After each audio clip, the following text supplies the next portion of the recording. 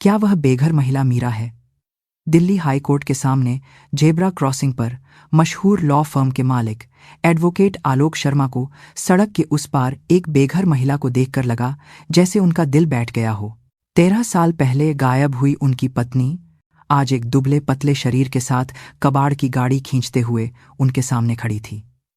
एक खाली बैंक खाता और एक विदाई पत्र ने उसके धोखे को साबित किया था।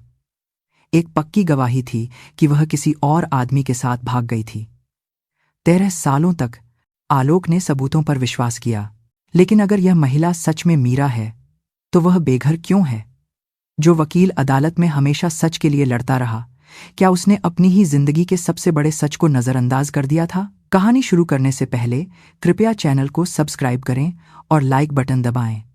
आप यह कहानी कहां से सुन रहे हैं हमें कमेंट में बताएं ताकि हम आपके लिए ढेर सारी शुभकामनाएं भेज सकें। मानसून की बारिश की बूंदें दिल्ली हाई कोर्ट के सामने की सड़क को भारी मन से भिगो रही थीं। भूरे आसमान के नीचे छाता लिए लोग ट्रैफिक सिग्नल पर भीड़ लगाए खड़े थे। टायरों के पानी में छपाके मारने की आवाज, गाड़ियों के हॉर्न और लगातार बरसती बारिश ने शहर के शोर को दबा दिया था। आलोक शर्मा जेब्रा क्रॉसिंग के सामने खड़े थे। 49 साल की उम्र के हिसाब से उनके कंधे सीधे थे और उन्होंने एक शानदार सूट पहना हुआ था, लेकिन आज उनके कॉलर भीग रहे थे। बारिश का पानी उनके जूतों में रिस रहा था और जमीन पर बने भूरे गड्ढे में उनकी परछाई धुंधली दिख रही थी। सिग्नल बदलने का इंतजार करते हुए आलोक ने आदत के अनुसार अपनी कलाई घड़ी देखी। अगली मीटिंग में 40 मिनट बाकी थे, समय कम था। उन्होंने नजर उठाकर सामने देखा तो भीड़ के बीच धीरे धीरे चलती एक परछाई ने उनका ध्यान खींचा। वह एक महिला थी जो कबाड़ से भरी एक पुरानी हाथ गाड़ी ठेला खींच रही थी। झुकी हुई कमर, भीगा हुआ पुराना कोट और चेहरे को छिपाती हुई एक टोपी। वह महिला गाड़ी के वजन से दबी हुई धीरे धीरे चल रही थी और फिर क्रॉसिंग के कोने पर आकर रुक गई। ऐसा लगा जैसे वह सांस ले रही हो। गाड़ी का हैंडल पकड़े उसकी उंगलियां सूजी हुई और लाल थीं और हाथों पर फटी त्वचा के निशान साफ दिख रहे थे। आलोक ने अनजाने में उस महिला को देखा। बारिश में भीगा एक बेघर इंसान। शहर में यह एक आम नजारा था, लेकिन किसी चीज ने उनकी नजर को रोक लिया। उसके गले में लिपटा एक शॉल था, एक पुराना फीके रंग का गहरा नीला शॉल। जब महिला ने अपना सिर थोड़ा ऊपर उठाया तो हवा से शॉल का एक कोना लहराया। उसी पल आलोक की नजर वहीं जम गई। कमल के फूल की कढ़ाई, एक छोटी लेकिन साफ हाथों से की गई नीले कमल की कढ़ाई शॉल के कोने पर चमक रही थी। आलोक का दिल रुक गया। उनकी सांस गले में अटक गई और हाथ में पकड़ा छाता कांपने लगा। आसपास का शोर दूर हो गया और बारिश की आवाज भी जैसे थम गई थी। वह कढ़ाई, वह कमल का फूल, दुनिया में एकमात्र उस डिजाइन को आलोक जानते थे। 13 साल पहले की सर्दियों की बात थी। सुनिए, यह लीजिए। जब उन्होंने शर्माते हुए दिए गए तोहफे का डिब्बा खोला तो उसमें हाथ से बुना हुआ एक नीला शॉल था और एक कोने पर थोड़ी अनाड़ी पर प्यार से की गई कमल की कढ़ाई थी। कमल, मेरे पति, मैं चाहती हूं कि आप इस कमल की तरह बने जो कीड़च में रहकर भी पवित्र रहता है। हमेशा सच्चाई का साथ देना। मीरा की आवाज उनके कानों में साफ गूंज रही थी। उस समय वह मुस्कुराते हुए शॉल को खुद उनके गले में डाल रही थी। उसके हाथों का गर्म स्पर्श उनकी गर्दन को छू गया और साबुन की हल्की खुशबू उनकी नाक में भर गई। मैंने इसे अपने हाथों से बुना है। शायद उतना अच्छा ना हो, पर इसमें मेरा सारा प्यार है। आलोक को वह शॉल बहुत पसंद था। वह हर दिन काम पर जाते समय उसे पहनते थे और अदालत में खड़े होने पर उस कमल की कढ़ाई को छूकर हिम्मत जुटाते थे।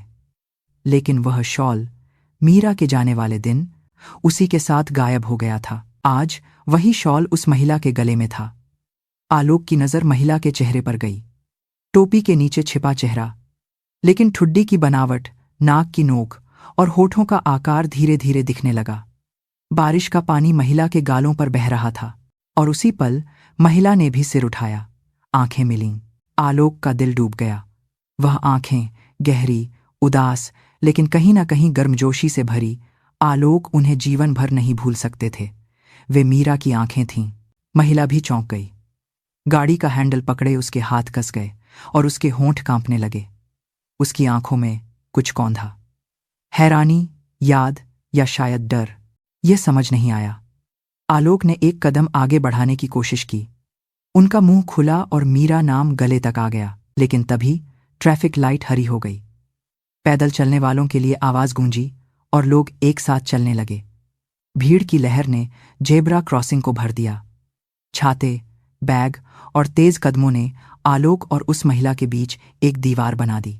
रुको, 1 मिनट। आलोक ने आगे बढ़ने की कोशिश की, लेकिन सामने से आती भीड़ ने उन्हें पीछे धकेल दिया।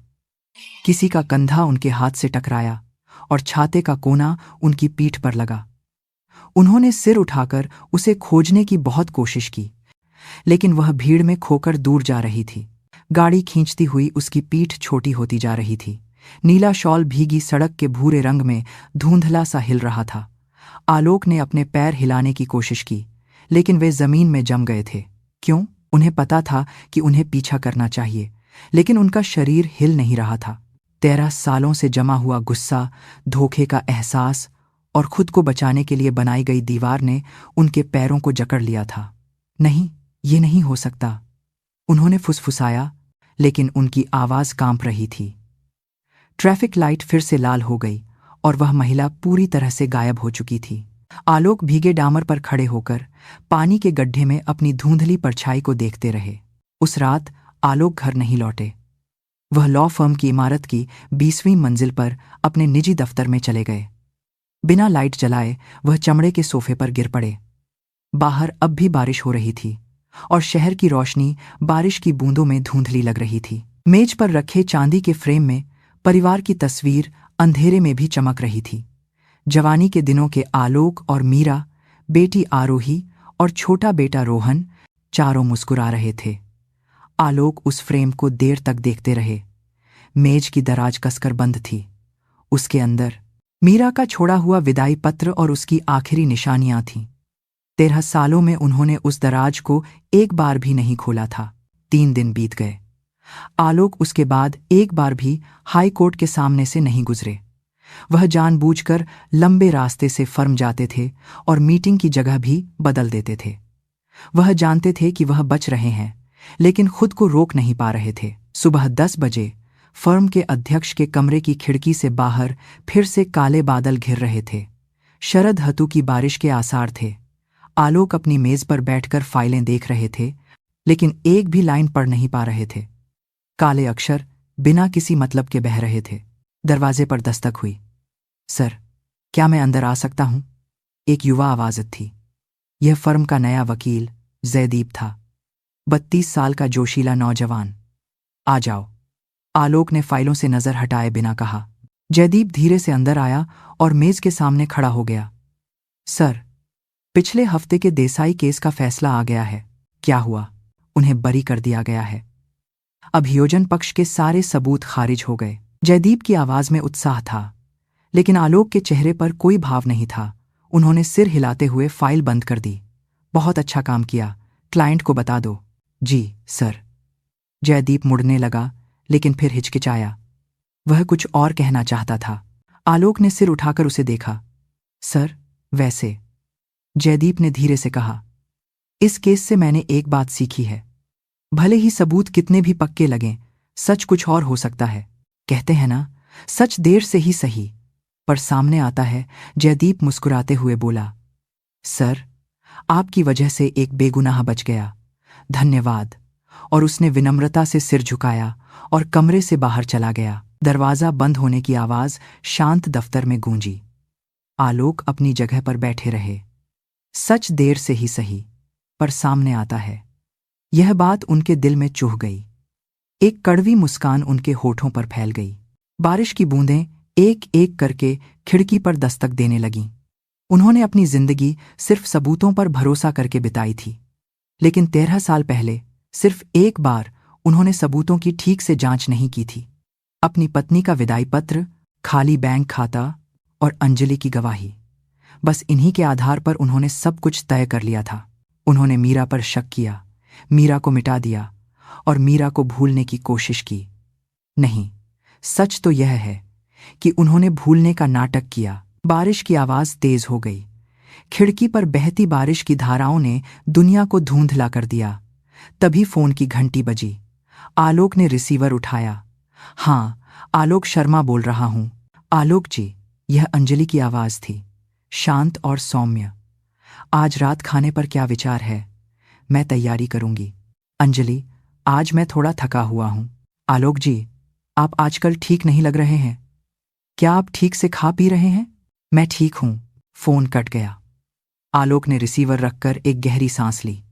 अंजलि, 13 साल पहले जिसने उन्हें बचाया था, जिसने अपना लिवर देकर उन्हें जीवन दान दिया था, और मीरा के जाने के बाद जिसने खालीपन को भरा था। क्यों आजकल अंजलि की मेहरबानी उन्हें भारी लगने लगी थी। आलोक ने फिर खिड़की से बाहर देखा। उस बेघर महिला का चेहरा फिर से याद आ गया। क्या वह मीरा थी या सिर्फ एक धोखा? वह शॉल क्या सच में मीरा ने बनाया था या सिर्फ वैसी ही कोई चीज थी? अगर वह सच में मीरा थी तो, अगर वह इस शहर में कहीं ऐसे ही जी रही है तो 13 सालों से जिस पर वह विश्वास करते आए थे, वह सब झूठ हो जाएगा। जिसे वह सबूत मानते थे, वह सब मनगढ़ंत था। जिसे वह सच समझते थे, वह एक भ्रम था। और जिसे वह एक चुनाव मानते थे, वह असल में एक पलायन था। आलोक ने ग्रेटर कैलाश में अपने आलीशान 500 गज के अपार्टमेंट का दरवाजा खोला। लिविंग रूम में रोशनी जगमगा रही थी, लेकिन वहां सन्नाटा था। आरोही, रोहन, पापा आ गए। कोई जवाब नहीं आया। डाइनिंग टेबल पर एक नोट रखा था। पापा, खाना फ्रिज में है, गर्म करके खा लेना। मैं लाइब्रेरी गई हूं। आरोही। यह बेटी की लिखावट थी, साफ और सीधी। आलोक ने नोट हाथ में लेकर किचन की ओर रुख किया। फ्रिज खोला तो एक ढकी हुई प्लेट दिखी। अकेले का खाना था। माइक्रोवेव में गर्म करके आलोक टेबल पर बैठ गए। यह 4 लोगों के लिए बनी टेबल थी, लेकिन सिर्फ एक कुर्सी बाहर निकली हुई थी। कब से? यह घर इतना शांत कब से हो गया? 13 साल पहले ऐसा नहीं था। तब यहां हंसी गूंजती थी। 7 साल की आरोही पापा का इंतजार करते हुए दरवाजे पर खड़ी रहती थी, और 4 साल का रोहन पापा कहकर दौड़कर गले लग जाता था। और मीरा एप्रन पहने मुस्कुराकर पूछती थी, आज का दिन कैसा रहा? वह एक गर्मजोशी भरा घर था। माइक्रोवेव बंद हो गया। आलोक ने प्लेट निकालकर टेबल पर रखी। भाप उठ रही थी, लेकिन भूख नहीं थी। गलियारे के आखिर से दरवाजा खुलने की आवाज आई। पापा, आप आ गए? यह रोहन था। ढीली टी शर्ट और आरामदायक पैंट पहने कमरे से बाहर निकला। उसके कानों में ईयरफोन लगे थे। हाँ, आ गया। खाना खा लिया? हाँ, अंजलि आंटी ने मंगवा दिया था। सपाट आवाज थी। रोहन ने फ्रिज से कोल्ड ड्रिंक निकालते हुए अपने पिता को एक नजर देखा। मैं कमरे में हूं। रोहन, 1 मिनट, आलोक ने बुलाया। बेटा रुक गया। आजकल स्कूल कैसा चल रहा है? बस ठीक है। दोस्तों के साथ सब ठीक है? हाँ। छोटे छोटे जवाब। आलोक को समझ नहीं आया कि और क्या पूछें। ठीक है, जाकर आराम करो। रोहन ने सिर हिलाया और अपने कमरे में लौट गया। यह सब 13 साल पहले शुरू हुआ था। आलोक ने कांटा रखकर आंखें बंद कर लीं। वह समय याद आ गया। 12 साल पहले की शरद थी। स्वास्थ्य जांच में कुछ गड़बड़ निकली। लिवर सिरोसिस, आखिरी स्टेज। डॉक्टर ने शांत आवाज में कहा, लिवर प्रत्यारोपण की जरूरत है। जल्द से जल्द एक डोनर खोजना होगा। परिवार के सभी सदस्यों ने जांच करवाई, लेकिन नतीजा एक ही था, कोई मेल नहीं। अस्पताल के गलियारे में बेंच पर सिर झुकाए बैठे थे, तभी कोई पास आया। आलोक जी। सिर उठाया तो अंजलि खड़ी थी। उस समय 34 साल की अंजलि उसी फर्म में एक सहकर्मी वकील थीं। अंजलि, तुम यहां? मैंने सुना। मैं भी जांच करवाऊंगी। कुछ दिनों बाद जांच का नतीजा आया। मेरा मैच हो गया, अंजलि ने मुस्कुराते हुए कहा। यह एक चमत्कार था। ऑपरेशन की तारीख तय हो गई। पिछली रात मीरा ने आलोक का हाथ कसकर पकड़ लिया। सुनिए, आप ठीक होकर वापस आना, चिंता मत करो, सब ठीक हो जाएगा। ऑपरेशन सफल रहा। 3 दिन बाद जब आलोक को सामान्य वार्ड में शिफ्ट किया गया, तब मीरा वहां नहीं थी। मेरी पत्नी कहाँ है? उन्होंने नर्स से पूछा, लेकिन कोई जवाब नहीं दे सका। और 5वें दिन अंजलि एक पत्र लेकर आई। आलोक जी, यह घर पर था। खुले हुए पत्र में मीरा की लिखावट थी। मुझे माफ करना, मैं अब और साथ नहीं रह सकती। मैं अपनी जिंदगी जीना चाहती हूँ, बस 3 लाइनें। यही सब कुछ था। आलोक पत्र पकड़े सुन्न हो गए। अंजलि ने धीरे से कहा, आलोक जी, बैंक खाते भी देखिए। आपकी पत्नी के नाम के सारे खाते खाली हैं। क्या? 12 लाख रुपये सब निकाल लिए गए हैं ऑपरेशन से 1 रात पहले। आलोक का दिमाग सुन्न हो गया। यह नहीं हो सकता। मीरा ऐसा क्यों करेगी? आलोक जी, अंजलि ने उनके कंधे पर हाथ रखा। शायद वह किसी और आदमी से मिलती थी। मैंने कुछ बार देखा था, एक कैफे में। इस तरह 13 साल बीत गए। आलोक ने आंखें खोलीं। टेबल पर ठंडा खाना रखा था। अतीत की यादें उनके सीने पर बोझ डाल रही थीं। आधी रात हो गई, लेकिन आलोक सो नहीं सके। बिस्तर पर लेटे छत को देखते रहे और आखिर में उठ बैठे। कपड़े पहने और चुपचाप दरवाजे से बाहर निकल गए। दिल्ली की रात की सड़कें अब भी रोशनी से भरी थीं। आलोक बिना किसी मंजिल के गाड़ी चलाते रहे और फिर वह दरियागंज की ओर बढ़ रहे थे, जहां बेघरों के लिए रैन बसेरा था। उन्होंने रैन बसेरे के सामने एक गली में कार रोकी। इंजन बंद करके अंधेरे में इमारत को देखने लगे। एक पुरानी 2 मंजिला इमारत थी। आशा किरण का साइन बोर्ड धुंधला चमक रहा था। क्या मीरा अंदर होगी या कहीं और? क्या वह महिला सच में मीरा है? उन्होंने अपने बटुए से एक पुरानी तस्वीर निकाली। रंग फीका पड़ गया था और कोने मुड़ गए थे। यह मीरा का चेहरा था। 29 साल की उम्र में ली गई तस्वीर। वसंत के दिन कुतुब मीनार के सामने मुस्कुराती हुई। आलोक तस्वीर को देर तक देखते रहे और फिर जेब्रा क्रॉसिंग पर देखी उस महिला के चेहरे को याद किया। मिलती जुलती थी। नहीं, मिलती जुलती से ज्यादा। वह एक ही इंसान थी। क्या वह सच में मीरा थी? कांपती आवाज में उन्होंने खुद से कहा। तो फिर 13 साल पहले क्या हुआ था? सबूत पक्के थे। पत्र, खाली खाता, गवाह। नतीजा यही निकलता था कि मीरा ने धोखा दिया। लेकिन आलोक ने आंखें खोलीं। जेब्रा क्रॉसिंग पर देखी वह आंखें धोखेबाज की नहीं थीं। क्या अंजलि ने झूठ बोला होगा? उन्होंने धीरे से कहा और फिर सिर हिलाया। यह एक बेतुका ख्याल था। अंजलि क्यों झूठ बोलेगी? लेकिन शक का बीज अब अंकुरित हो चुका था। घर जाते समय एक ट्रैफिक लाइट पर रुके। बगल की लेन में एक काली सेडान आकर रुकी। ड्राइवर की खिड़की खुली थी और एक जाना पहचाना चेहरा दिखा। अंजलि। आलोक का दिल धड़क गया। वह अनजाने में उसका पीछा करने लगे। अंजलि नोएडा की ओर जा रही थी। करीब 20 मिनट बाद अंजलि की कार एक इमारत के सामने रुकी। एक शानदार ऑफिस कम रेसिडेंशियल बिल्डिंग थी।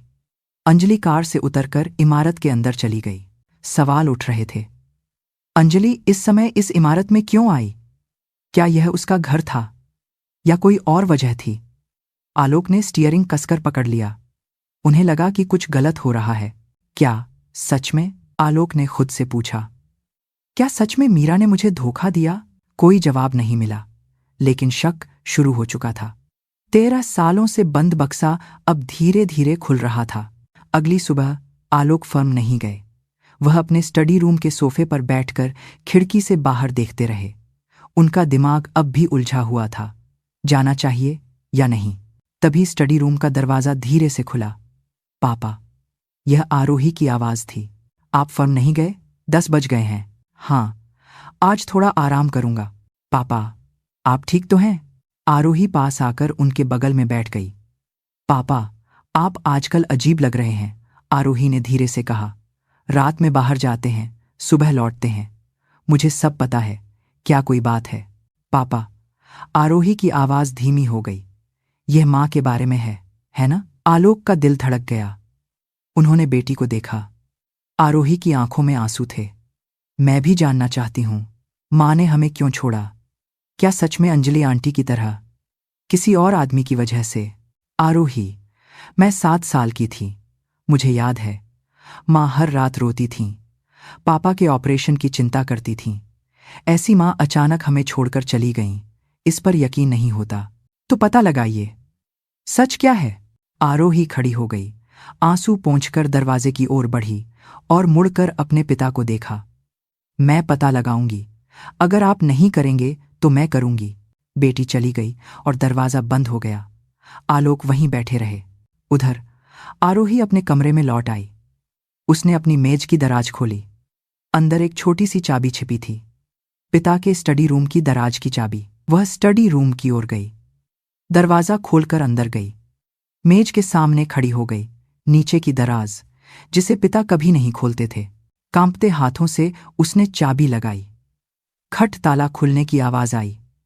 आरोही ने एक गहरी सांस ली और धीरे धीरे दराज को खींचा। दराज खुल गई। अंदर एक पुराना बैग रखा था, बेज रंग का स्लिंग बैग। ये माँ का बैग था। बैग के अंदर कुछ सामान था, एक पुराना बटुआ, कुछ हेयर क्लिप्स और एक नीले रंग की नोटबुक। आरोही ने नोटबुक निकाली, पहला पन्ना खोला। आरोही विदेश जाना चाहती है, लंदन में आर्ट्स पढ़ना चाहती है। मैं उसका सपना पूरा करना चाहती हूँ, इसलिए मैंने चुपके से पैसे जमा करना शुरू कर दिया है। आरोही की आंखें बड़ी हो गईं। यह माँ की डायरी थी। उसने तेजी से पन्ने पलटे। पति बीमार हैं, लिवर ठीक नहीं है, चिंता हो रही है। लिवर सिरोसिस, आखिरी स्टेज, प्रत्यारोपण की जरूरत है। हमारे परिवार में कोई मेल नहीं खाता। क्या करूं? मैं पति को खो नहीं सकती। अंजलि मैडम की जांच का नतीजा सही आया है। यह एक चमत्कार है, लेकिन कुछ अजीब है।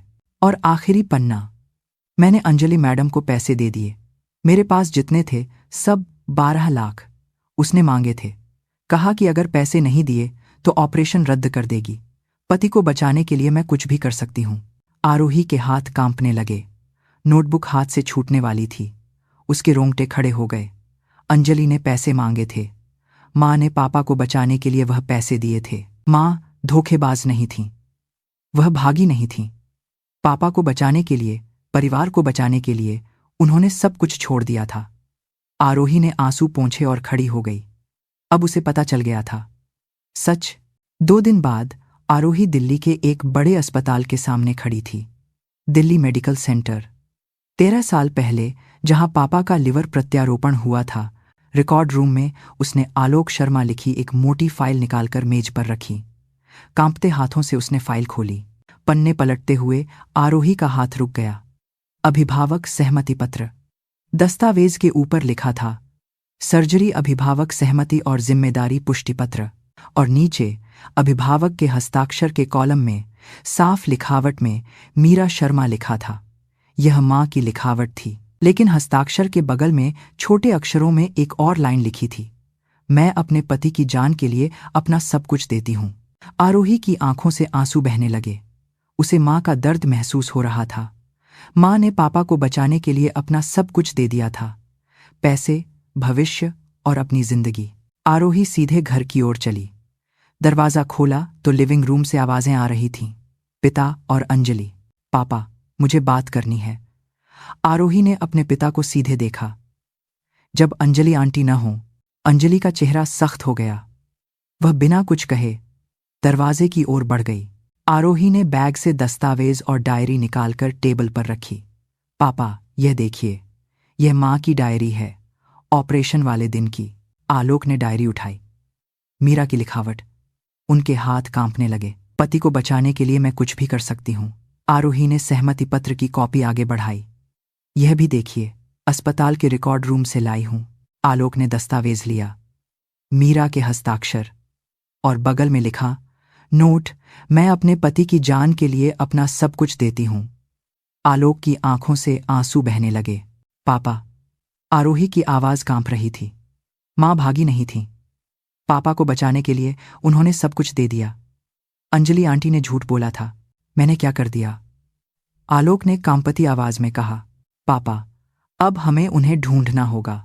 मां को ढूंढकर माफी मांगनी होगी। आलोक ने सिर उठाकर बेटी को देखा। अब वह और नहीं बच सकते थे। आलोक ने धीरे धीरे सिर हिलाया। हां, ढूंढते हैं, मां को ढूंढते हैं। उस रात आरोही अपने कमरे में दीवार को देख रही थी। टेबल लैंप की रोशनी में दीवार पर दर्जनों नोट्स चिपके थे।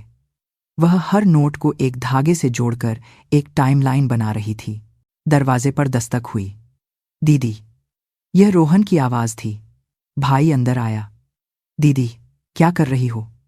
रोहन ने दीवार को देखकर आंखें बड़ी कर लीं। यह मां के बारे में है। रोहन की आवाज धीमी हो गई। हां रोहन, मां के बारे में हम कुछ नहीं जानते। क्या मतलब? मां ने हमें छोड़ दिया था? नहीं, ऐसा नहीं है। बस करो, रोहन ने हाथ झटक दिया। दीदी, माँ की बातें बंद करो। वह सब खत्म हो चुका है। अंजलि आंटी ने हमें पाला है। रोहन, मुझे तो माँ की याद भी नहीं है। रोहन की आंखें लाल हो गईं। 4 साल का था मैं, दीदी। मुझे माँ का चेहरा भी ठीक से याद नहीं, तो तुम बार बार माँ की बातें क्यों करती हो? रोहन चिल्लाया और कमरे से बाहर चला गया। 13 साल पहले ऑपरेशन खत्म होने की रात मीरा अस्पताल के गलियारे में बेंच पर बैठी थी। तभी अंजलि आई। मिसेज शर्मा, बाहर चलकर बात करें, अंजलि ने कहा। दोनों अस्पताल के पीछे एक छोटे से बगीचे में गए। मिसेज शर्मा, आपके पास और पैसे हैं, है ना? जी? झूठ। घर में और कैश होगा। सच में नहीं है। मेरे पास बस उतना ही था। छी, बस इतना ही था। अंजलि हंसी। मिसेज शर्मा, अब घर जाने की सोचना भी मत। जब आप नहीं रहेंगी तभी मैं उस जगह पर जा सकती हूं। मीरा पीछे हट गई। ये आप क्या बकवास कर रही हैं? चुपचाप गायब हो जाने को कह रही हूं। पागल हो गई हो? मीरा चिल्लाई। पागल तो आप हैं। ऑपरेशन के बदले आपने मुझे 12 लाख दिए। यह अंगों की तस्करी है, गैरकानूनी है। अगर यह बात सामने आई तो आप अपराधी बन जाएंगी। मीरा घुटनों के बल गिर पड़ी। वह रोने लगी। प्लीज, मेरे बच्चों को मैं पालूंगी। चिंता मत करो। अंजलि ने बैग से एक नोटबुक और पेन निकालकर मीरा के सामने रखा। पत्र लिखो, जैसा मैं बोलूं वैसा लिखो। मीरा ने कांपते हाथों से पेन उठाया। लिखो, मुझे माफ करना। मैं अब और साथ नहीं रह सकती। मैं अपनी जिंदगी जीना चाहती हूं। अंजलि ने फोन निकालकर किसी को कॉल किया। भाई, अभी अस्पताल के पीछे आ जाओ। 10 मिनट बाद एक काली सेडान पहुंची। एक लंबा आदमी कार से उतरा। विकास भाई, ये है। विकास ने मीरा का हाथ पकड़कर उसे उठाया और कार में धकेल दिया। दरवाजा बंद हुआ और इंजन चालू हो गया। कार अंधेरे में निकल गई। 10 साल बीत गए। मीरा एक छोटे से तहखाने के कमरे में कैद रही।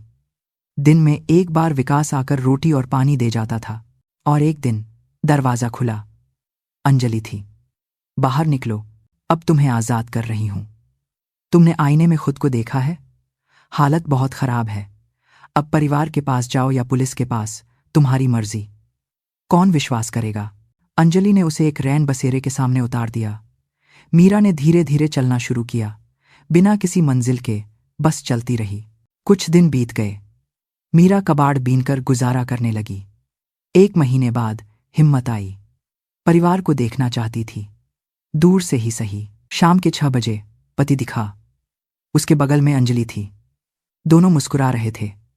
पीछे से बच्चे निकले, आरोही और रोहन। चारों साथ चल रहे थे, एक परिवार की तरह। मीरा को समझ आ गया कि उसकी कोई जगह नहीं है। उस नज़ारे को देखकर उसने सिर झुकाकर रोया। उसके बाद भी मीरा कभी कभी दूर से अपने परिवार को देखती थी। पास जाने की हिम्मत नहीं हुई, बस उन्हें जिंदा देखकर ही सुकून मिलता था। और उस बारिश के दिन हाई कोर्ट के सामने पति से आंखें मिलीं। अंजलि अपने ऑफिस के बाथरूम के शीशे के सामने खड़ी थी। क्यों? आवाज कांप रही थी। क्यों आलोक जी अब भी मुझे नहीं चुनते? उस औरत की वजह से। और उसके बच्चे। अंजलि ने सोचा, उन्हें हटाना होगा। उसने बिस्तर के पास टेबल से फोन उठाया, कांपती उंगलियों से नंबर मिलाया। भाई, एक काम कर दो, बच्चों को हटाना होगा। एक एक्सीडेंट की तरह लगना चाहिए। फोन पर खामोशी छा गई। फिर विकास की आवाज आई, ठीक है। अगले दिन दोपहर अंजलि ने रोहन को फोन किया। आज रात दीदी को लेकर बाहर आओगे? आंटी कुछ अच्छा खिलाएगी। दीदी को आंटी के बारे में मत बताना। उस रात विकास ने चौराहे से दिखने वाली एक गली में कार रोकी।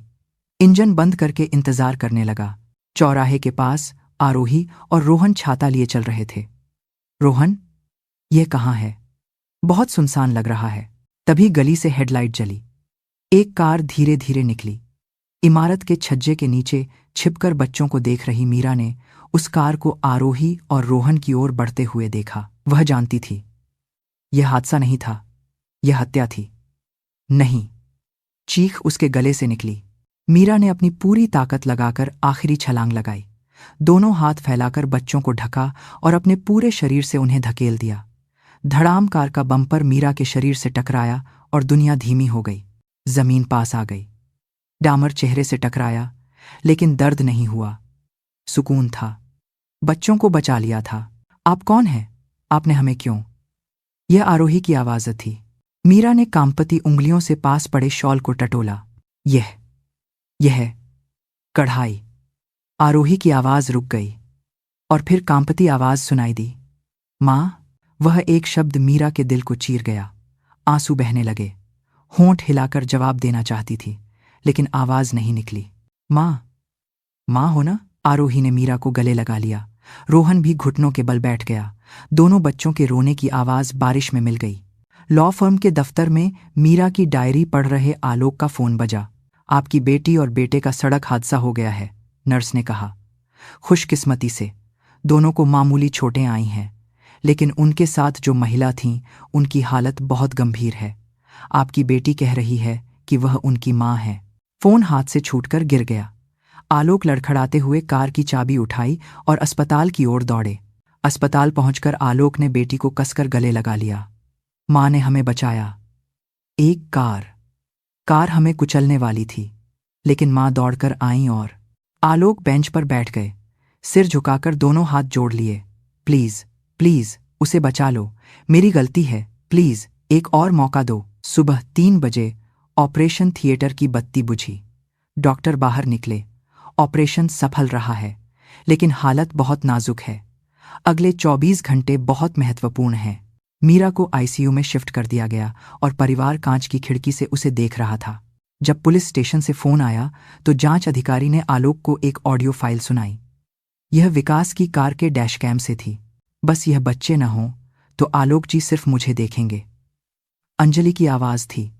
13 साल पहले की तरह, पूरी तरह से खत्म कर दूंगी। उस एक वाक्य ने आलोक की दुनिया को तोड़ दिया। लॉ फर्म की 20वीं मंजिल पर पहुंचे तो अंजलि अपनी मेज पर बैठी थी। डैशकैम रिकवर हो गया है। आलोक की आवाज धीमी और भारी थी। अंजलि के चेहरे का रंग उड़ गया। आलोक जी, वह क्यों किया? आलोक की आवाज कांप रही थी। मीरा को ऐसा क्यों बनाया? मेरे बच्चों को भी क्यों? पुलिस अंदर आई, वारंट दिखाया और आरोप पढ़े। अंजलि ने आलोक को पुकारा। आलोक जी। एक चीख जैसी आवाज, लेकिन आलोक ने मुड़कर नहीं देखा। अस्पताल लौटे तो डॉक्टर ने मिलने की इजाजत दे दी। आईसीयू का दरवाजा खुला और आलोक मीरा के बिस्तर के पास खड़े हो गए। कांपते हाथों से उसका हाथ पकड़ा। मीरा, मैंने सिर्फ सबूतों पर भरोसा किया, तुम्हारे दिल पर नहीं। प्लीज वापस आ जाओ। आरोही ने भी मां का हाथ पकड़कर कहा, मुझे माफ कर दो मां, और शुक्रिया।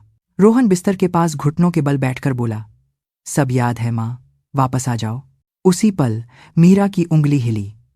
पलकें धीरे धीरे खुलीं। मीरा की धुंधली आंखों में 3 चेहरे दिखे, पति, बेटी और बेटा। मीरा के होठों पर मुस्कान फैल गई। ऑक्सीजन मास्क के पार, हल्की लेकिन साफ। और कांपते हाथों से उसने बेटे का हाथ कसकर पकड़ लिया। आलोक ने मीरा का दूसरा हाथ पकड़ा। आरोही ने मां के कंधे पर मुंह छिपा लिया और रोहन आंसू बहाते हुए मुस्कुराया। आईसीयू की खिड़की से धूप अंदर आ रही थी। आखिर में सच प्यार से पूरा हो गया। आज की कहानी अगर आपके दिल को छू गई हो तो इसे अपने दोस्तों के साथ शेयर करें। सब्सक्राइब और लाइक करके हमारा हौसला बढ़ाएं और कमेंट में बताएं कि आप यह कहानी कहां से सुन रहे हैं। हम आपके लिए ढेर सारी शुभकामनाएं भेजेंगे।